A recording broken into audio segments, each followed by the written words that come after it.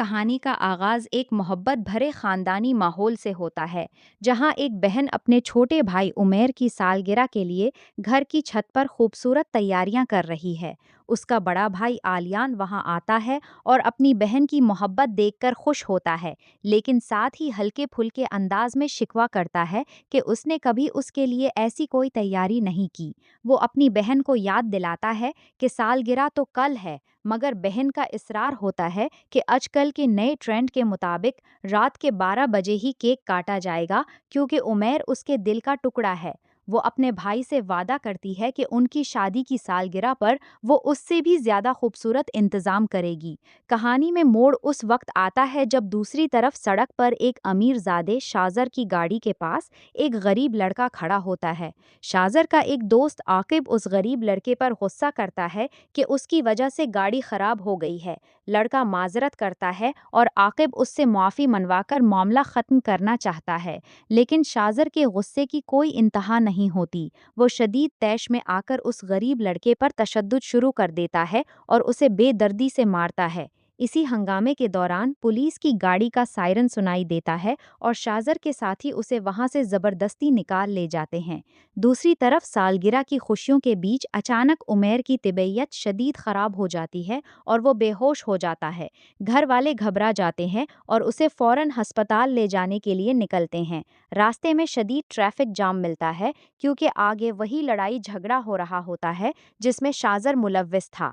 مجبوری میں آلیان اپنے بیمار بھائی کو گود میں اٹھا کر پیدل ہی ہسپتال کی طرف بھاگتا ہے۔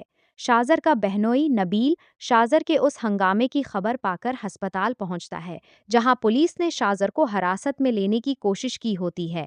نبیل پولیس افسر سے بات چیت کر کے معاملہ سنبھالنے کی کوشش کرتا ہے، لیکن افسر بتاتا ہے کہ جس لڑکے کو پیٹا گیا ہے وہ ایک نامور وکیل کا بیٹا ہے، اس لیے یہ معاملہ اتنا آسان نہیں ہے۔ نبیل کسی طرح میڈیا اور پریس سے بچا کر شازر کو وہاں سے نکالتا ہے اور زخمی لڑکے کے والد وکیل سے ملنے جاتا ہے۔ وکیل اپنے بیٹے کی حالت دیکھ کر شدید غصے میں ہوتا ہے اور شازر کو عدالت لے جانے اور جیل بھجوانے کی دھمکی دیتا ہے۔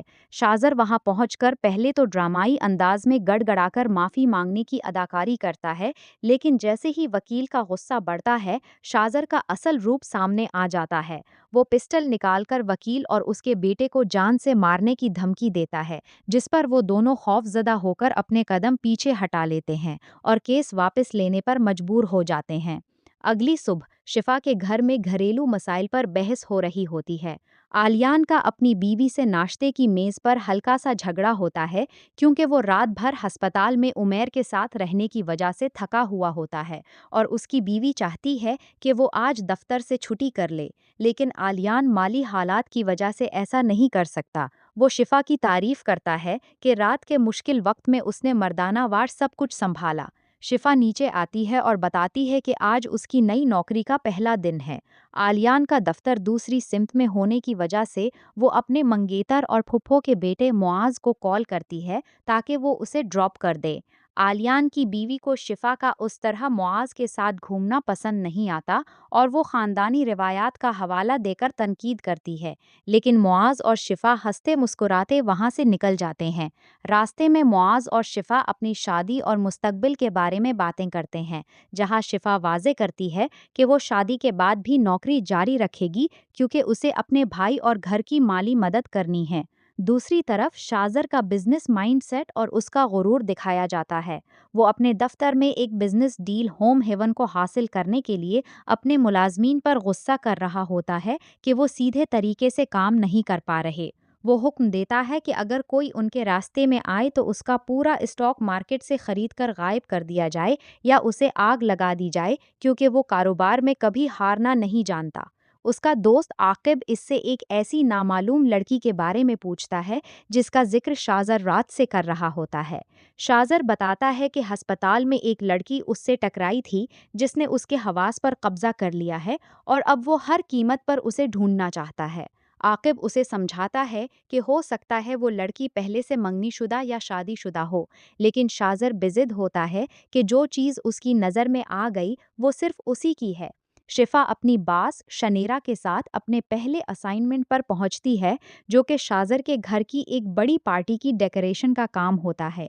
शनेरा उसे सख्त हिदायत देती है कि काम में कोई गलती नहीं होनी चाहिए, क्योंकि ये बहुत बड़े लोग हैं। शिफा वहाँ तुंधई से काम शुरू कर देती है। काम के दौरान मुआज उसे फ़ोन करके उसकी खैरियत दरियाफ्त करता है और उससे अपनी मोहब्बत का इजहार करता है। कहानी के इख्तिताम पर शाजर अपने घर पहुंचता है, जहां पार्टी की तैयारियां चल रही होती हैं।